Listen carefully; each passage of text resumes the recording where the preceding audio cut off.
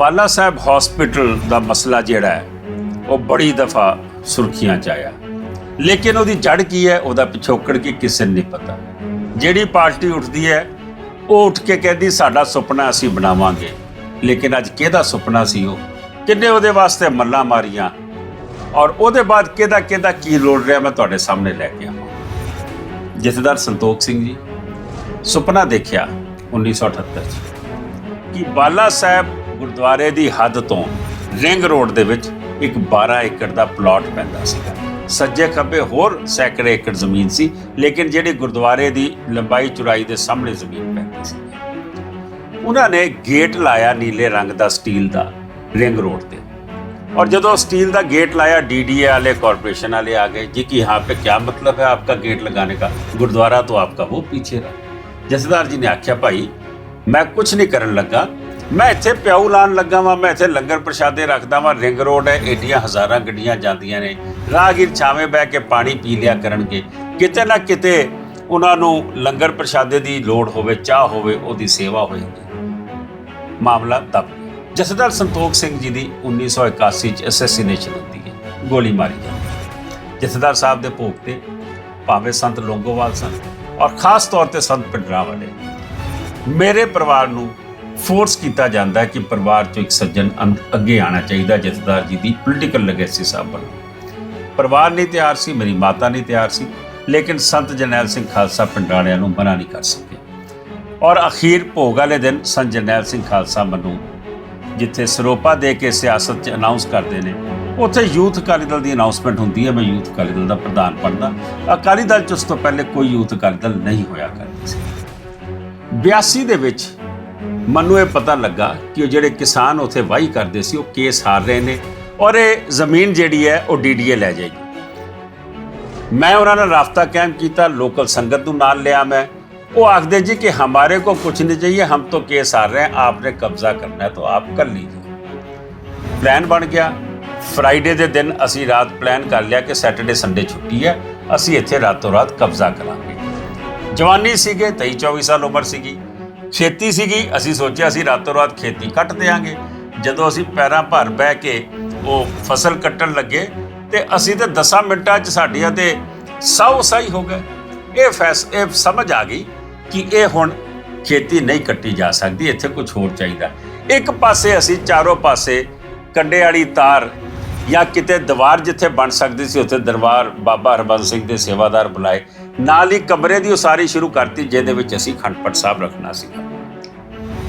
पता लगा कि DDA ने कोई किराए ते बुलडोजर लए ने, वो लग ही खड़े ने, क्योंकि दोवां पासे DDA ने जमीन एक्वायर करके उन्होंने लैवल करके सैल्फ फाइनांसिंग स्कीम च सिद्धार्थ एक्सटेंशन दोवें पासे कॉलोनी वसती है। जदों असी बुलडोजर वाले कोल गए तो असी उसनूं आख्या कि तू इत्थे बुलडोजर चला देगा। उसने आख्या कि मैं चला तो देंगा, लेकिन सवेरे 4 बजे मैं बुलडोजर वापस लिया के इत्थे खड़े कर देंगा ताकि किसी को पता ना लगे कि साडे बुलडोजरां ने काम किया। मेरा इंजन जिहड़ा 9 बजे जो अफसर आते हैं तद तक इंजन मेरा ठंडा होना चाहिए। मैं क्या बिल्कुल ठीक है, पैसे का सौदा किया। वो 2-2.5 हज़ार रुपया मंगया। साडे कोल उस वेले 2-2.5 हज़ार रुपया नहीं सी कि असीं उहनूं दे सकीए। 11 बज चुके सी। मैं सोचा घर जावां। ਮੈਨੂੰ ਧਿਆਨ ਆਇਆ ਕਿ sir Avtar Singh auto Pence ਜਿਹੜੇ farmer president Delhi Gurdwara committee, ਉਹ ਮਹਾਰਾਣੀ ਬਾਗ ਰਹਿੰਦੇ ਸੀ ਨਾਲ।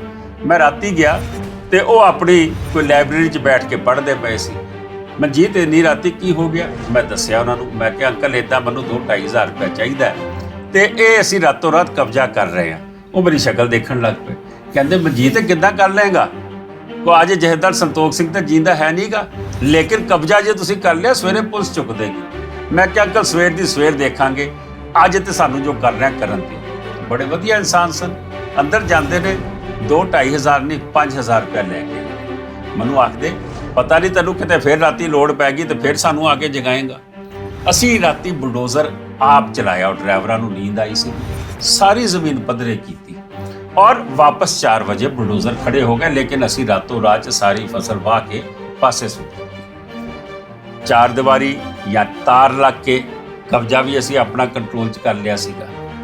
लेकिन सवेरे जो पाठ वगैरह रखिया, इन्नी पुलिस एडी फोर्स BSF तक कॉल कर ली गई सी कि भी किसी तरीके इन्होंने चुकना है। बड़ियां धमकियां मिलियां, मेरे घर भी इंटैलीजेंस के बंदे पहुंच गए, मेरे माता नूं आखण कि इसनों इत्थों दी चुकवाओ तुसी, नहीं तो बड़े केस रजिस्टर होणगे और बड़ा कुछ होएगा। लेकिन गुरु की बख्शिश सीगी। मैनूं याद है, मैनूं ये पता सीगा कि मैनूं इत्थे बंदे भी चाहिए ने, नौजवान भी चाहिए ने। आश्रम भोगल की संगत होवे, दिल्ली के होर कोने तो नौजवान वीर आ गए।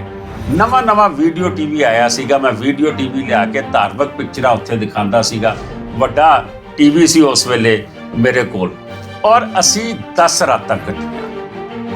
इन्हां रातां दे विच, इन्हां दिन दे विच बड़ा कुछ होया। जिहड़े असी अखंड पाठ साहब रखे सीगे, मैं नाम नहीं लेना चाहांगा, वड्डे अकाली लीडर जिहड़े उस वेले दे बहुत वड्डे फरमाबरदार लीडर सीगे, उन्हां नूं भी ये तकलीफ हो गई कि मनजीत किहड़े काम च लग गया, ये तो अज ही साडे तो अगे लकीर पा देगा।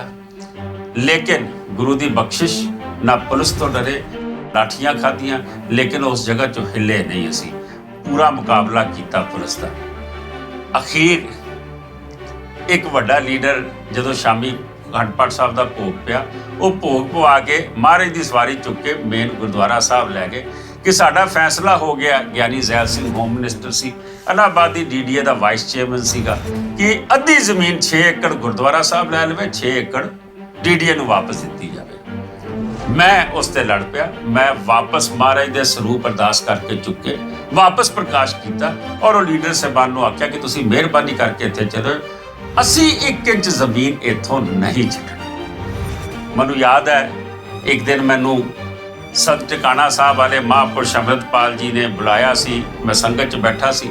उन्होंने माइक तो लैक्चर करते इस गल का जिक्र किया कि 1982 च असी दरियागंज रहिंदे सीगे, और असी ये सुनिया कि उत्थे मनजीत सिंह जिहड़ा जहदर संतोख सिंह का पुत्र है, वो कब्जा करके बह गया। वो कहते मैं स्पैशल देखण आया कि मनजीत सिंह कौन है, नौजवान कौन है जिसने संगत नाल रल के इत्थे कब्जा किया है। मैं समझदा बड़े ही जद्दोजहद रस्साकशी हुई, असी सरकार की गल नहीं मनी। अखीर डिफ्यूज हो गई सिचुएशन, कब्जा साडे कोल आ गया, गेट साडा लगा सीगा, लेकिन DDA कोलों पेपर्स नहीं साडे नां सीगे, क्योंकि असी कोई पेमेंट नहीं कीती सी, कोई लीज नहीं हुई सी। हौली हौली समा बीतदा गया, 84 हो गई। 95 जदों मैं पहली बारी मैंबर बनया, सार परमजीत सिंह सरना ते डॉक्टर जसपाल सिंह प्रधान ते जनरल सकत्तर बने। मैं उन्होंने आख्या कि हस्पताल का नींह पत्थर अगर तुसीं रखो, जे काम शुरू करो तो बहुत मैं समझदा कि जिहड़ा सुपना सी जहदार साहब का पूरा होएगा, और संगत का इसनूं बहुत लाहा मिलेगा। कमेटी बनी, बड़े वड्डे धनाड़ सिखां की कमेटी बनी, उन्होंने उहदे नक्शे डिजाइन सब बने। जदों असीं नींह पत्थर मैं कह रखोगे DDA आ जाएगी, उदा ही होया। DDA आ गई, DDA आई, और DDA ने आख्या जी असीं झगड़ा नहीं करना, जमीन तुहानूं दे दिंदे आ, पर साडे कोलों लीज कराओ। असीं लीज, इन्हां ने सरना साहब ते डॉक्टर जसपाल सिंह ने आख्या 32 करोड़ रुपया DDA ने मंगया।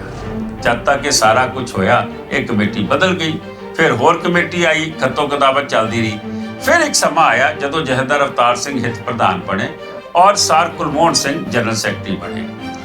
दोबारा DDA नाल जदों गल शुरू हुई, इत्थे एक मिस्टर जॉली होया करदे सी DDA दे लैंड कमिश्नर।